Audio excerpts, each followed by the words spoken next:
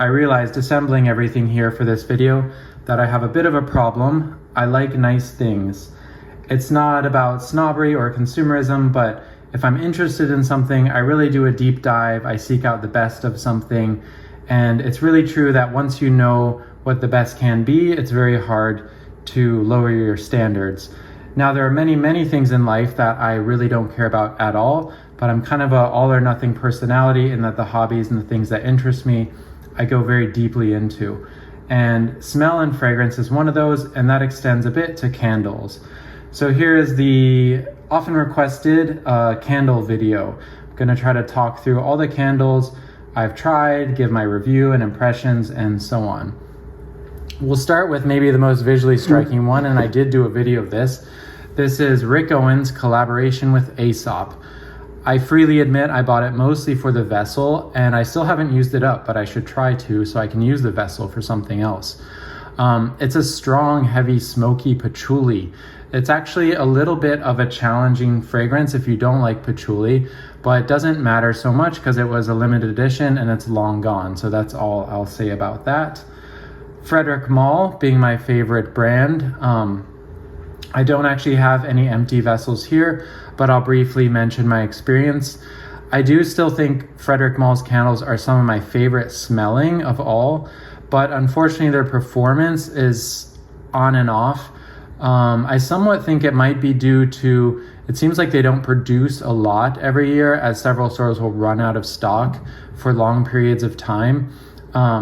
So I think part of it is that in the past I've gotten candles that were very old and not well taken care of, because one time I did buy a candle at Bergdorf fresh from the store and it worked really well. The main complaint is they switched packaging from orange outside glass to a matte white outside glass with the Frederic Malle orange on the inside, but that orange paint peels and chips and falls into the wax, and that doesn't seem so healthy, having this paint burn along with the wax. But Jurassic Flower candle is one of my all-time favorites. If I was to have only one candle or wish for my house to smell like one thing all the time, it would be that. I just never get tired of it. It's very fresh and refreshing without being generic and without being overly like candly. They're very natural smelling. Other ones I've owned are Gardenia de la Nuit, which is really beautiful, and Country Home, which is like a smoky fireside candle. So love their smells. I wish they would work on the production a bit. So here we are into the other ones. I used to buy a lot of Malin and Goetz candles. I like the sage smell quite a lot, and they're considerably cheaper than most of the other things I have here today. I think the smell and the wax is very good, but I have an issue with the wick. It seems to me the wick gets very smoky and acrid very quickly. I don't know that much about candle construction, but it seems like the wax is not smoky, but no matter how short I trim the wick, and sometimes I'm in danger of trimming it too short, it still sometimes creates an acrid, sharp, smoky smell that overpowers the smell of the candle itself. So something about the wick is not quite right. I know a lot about candle care, how to burn candles properly, so I'm quite convinced it's not user error. As I said, I've trimmed it down to almost nothing to try to avoid that smoky smell, but they're nice for the price, but that kind of makes me never want to buy one again. When I had the sage candle, I at first thought it was part of the smell, the sage smell, because it kind of has a smoky smell to it. But now, having the strawberry candle, I realized, no, I think it's the wick putting out an unpleasant smell that unfortunately sometimes overpowers the rather pleasant wax. But the strawberry candle is really mostly jasmine. It's kind of a light, pretty floral. It's not overly sweet or girly or cheap smelling the way you might think like a strawberry candle could be. But it's sort of florals and fruits implying strawberry. You can definitely smell where the name comes from without it smelling like strawberry. So that's my thoughts on Malin and Goetz.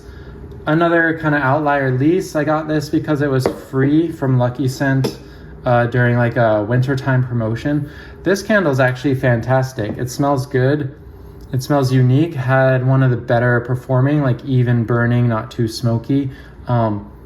To me, this smells a little bit like violets. I think actually the color is probably influencing me, but it really smells like this fresh floral, a little bit violety, but actually quite unique. I've never smelled anything quite like it. I think probably this line is a very good choice for something, again, on the lower end of the budget. Moving up, I used to use Malin, or Le Labo candles as a go-to. I don't like the Santal candle. Please don't buy that. So many hotels have used that. It just smells like hotel lobby to me. It's a little bit cheesy now at this point. But there are other ones. Petitgrain is a beautiful summertime candle. I like their cedar. I think it's called Cire in classic Le Labo style. It doesn't smell like cedar. It smells more like smoky incense. Oh, the one I was really thinking of is Pine or Pen, P-I-N. Which really smells more like lavender to me, but this very dry lavender in like a pine forest. That I quite like. The throw and smell of the Labo candles is some of the best, and for the most part, they have all burned really well. I think the shape of the glass does a good job of kind of concentrating the heat so that the wax burns evenly. So I do recommend the Labo candles. I would buy those and still use those again. I'm going for the outliers, as in ones I only have one of. Celine, a friend works at Celine and kind of cajoled me into buying something on my visit because he has just come out. It's really good. Unfortunately, they've raised prices like 3 or 4 times since they came out. I don't know if they're worth it. The smell is very Celine. If you're familiar with the fragrance line, it has that very Celine signature. Papier Froissé is... Actually, I don't know what that means. There's Papier d'Arménie. I don't remember what Froissé means. But yeah, it's sort of the woody scent. They make some, I think, night clubbing. They make some candles in their classic scent. It uses black wax. I've emptied this to use this for something else. Black wax. They look very chic. They smell very chic. They're almost a little too chic smelling in that it doesn't give like a homey vibe. It gives like I'm in an expensive boutique kind of vibe. But if you want that at home, by all means, they're very nice, but I think they've gotten a little too expensive now. We're doing a whirlwind here. Chinu, really interesting. This is maybe the weirdest smelling candle. And I'm forgetting the name of this one, and I'm not sure I can find it here on the bottom, but I've put lavender sachets in it for now. This one also burned fantastically and was really strong, but it kind of smelled like jalapeno or, yeah, it had like a spicy green vegetal smell. Quite interesting, but not the most mainstream. Again, when it comes with candles, it's a little hard to go avant-garde because do you want your space to smell like that? Especially if you're having guests, you're never sure. But really interesting smell. I've not smelled the rest. I'd be interested in it. And definitely one of the more beautiful vessels out there. Along with slightly challenging smells, the Ostens candle, this is their jasmine candle, is a humongous, lush, indolic, funky jasmine. It's really beautiful. I really enjoy it as a smell, but again, I would be slightly nervous to burn it with company because it has such indoles in it. It actually goes a little bit poopy, a little bit outhouse, which is extremely fascinating to me. It's just like the most voluptuous, huge jasmine you can imagine. Really highly recommend if that sounds good to you. The what's interesting is their jasmine fragrance is completely different. Their jasmine fragrance is very light and bright, has tiare mixed in with it. It's more like beachy, but this is the big diva voluptuous jasmine. I believe the founders had worked for Diptyque, so they know their candles, and I believe they still maybe either freelance or work for a larger company doing something involved with candle launches. So they know their stuff, and this candle projects like crazy. Its cold throw is crazy. I can smell it from here. I'm interested to try their others, mostly the one that Cashmere and Velvet, but I don't really like that fragrance. So I'm wondering if the candle is very different as is the jasmine. And decently priced. And yeah, like I said, probably out of all the ones on the table so far, the best like performance, clean, smooth burning, projection, and all that out of all of these. Of course, we've got the oldest candle maker, Cire Trudon. They, as one would expect, are some of the best burning ones, very clean burning. My only beef is I actually don't like their classic bottle with the greenish glass, and I don't really like the seal. It's just it's not my aesthetic all that much. And I wouldn't say their smell offering is my favorite, but this was Abd al-Qadir. No, this was Mary, but I had Abd al-Qadir. That one's really good. Moroccan mint tea, very strong. Mary was kind of interesting. It has like an anise scent. It's kind of like a dark, spicy, moody kind of smell. But my most recent purchase is a Trudon I'm very happy with, Versailles. This one I could not resist. Quickly running out of frame. It's kind of a minty. That's what really sold me on it. I smelled it at the Trudon store. It's like minty, but also light florals. But that mint adds a really nice, refreshing smell that keeps the florals from being like overly sweet or heady. And it's really, really nice in summer. And I just love this blue glass. And it's a very safe smell. I think no one in your space would be bothered by this smell. The only thing I will say is I had some Trudons don't project all that much. They give kind of a soft, restrained, but in a way there's an elegance to that. So not necessarily a complaint, but if you want something huge, room filling, the Ostens again and the Ginu are probably the strongest out of the ones I've mentioned so far. Now, funny enough, probably the best performing, smelling candle out of everything is a seasonal one, Francis Kurkdjian's Mon Beau Sapin. I started a tradition of buying this every Christmas. It's kind of the most realistic, beautiful pine tree, Christmas tree in your home scent. It doesn't have any sweetness. It's just super realistic. But this thing, the projection is crazy good. Even the cold throw is crazy good. The naturalism of the scent is really good. The way it burned is really good. I'm wondering, I've heard that Guerlain's candles are also very good, and these all being under LVMH, they probably use similar sources of production.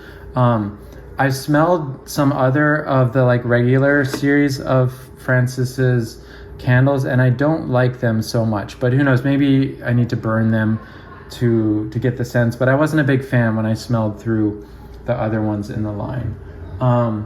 Quickly, just to set an example of the difference that cheap candles make.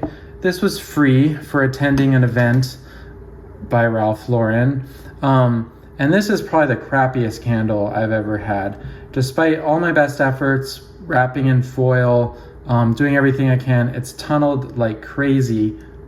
It smells like weird, sweet, cheap, floral. I think for this one, they're going for like kind of a sexy, sweet, like dark, like burnished wood and lounge chairs vibe, but it smells cheap. It doesn't work well. I would be so pissed off if I paid money for this. Yeah, not so good. Along that line too, this might be controversial, but boy smells are pretty decently priced, but I really hate the way they smell. I've smelled so many, and I really think is all their hype just 100% influencer marketing, because if you would hear people talk about candles, you would think there is just like the best brand in the world, but no, not good. They smell cheap, they are cheap. On to room sprays. I got this recently, La Droguerie, which is kind of a series of basil scented home products from Diptyque. They advertise that they have this special technology that can get rid of like food smells, which is why I bought it. I don't think so. The thing is, it makes your house smell like food. So I suppose it melds with the food smells, because sometimes after I spray this and I walk back in my home, I think it smells like pizza with basil on it. I won't rebuy this. I don't love the smell. It's not bad. If you love basil and want your home to smell like fresh basil, then buy this. Probably my favorite room spray is Aesop, and I don't have a bottle right now, but I think when I'm out of this, I'll go with Aesop. One of the most beautiful smelling room sprays would be this by Costas, which was made by Olivier Jacobetti. It's spicy, it's warm, it's almost like Jean-Claude Elena spicy in that they're airy and kind of like warm and cool contrast against a woody base. Really beautiful smell. The only downside is while it's nice and strong, it doesn't stay in the air very long. Some room sprays really stick around for quite a while. Some seem to disappear completely. I'd say it's moderate, an hour or two, and it's gone, but amazing smell. I've heard some people love this so much they sent their clothes with it or wardrobe with it. They do make a spray-on fragrance, which somehow isn't as nice. I don't know how they messed that up, but on smell alone, this is really, really good. I did buy the Costas candle as well, and it had a similar problem as I complained with Malin. Had a really thick wick that got really smoky despite trimming it. The wax seemed a little too hard for the wick, so the wax wouldn't burn down if I clipped too much of the wick. It didn't work all that well. It could have been an old candle though, again, because that one's been around for a while. One last special room spray, John Galliano. I'm a humongous fan of John Galliano, and I'm so proud of his second coming, his renaissance at Maison Margiela. He's really like turned a new chapter and shown like what a creative giant can do when given the freedom and the right environment. This smells gorgeous. I've also heard of people who like this so much they wear it on their skin. I'm not sure there's too much to be afraid about as far as that's concerned, but I've never tried it. This is leathery, smoky, ancient castle. If you love that idea of like an ancient castle where the candles have been burnt out and there's like a big leather sofa or something, really beautiful. I've heard this is discontinued. I've also heard it's not. If you ask for it, they'll pull it out of the back at the Diptyque stores. I haven't checked in a while. They also do make a candle of this as well. Now looking at all these, it might seem like I'm oversaturating myself in scent, but these are collected from years and years. I tend to go through maybe 2 or 3 candles a year. I don't burn them all the time. I would say maybe every other day. Sometimes I go through periods where I just don't feel like it.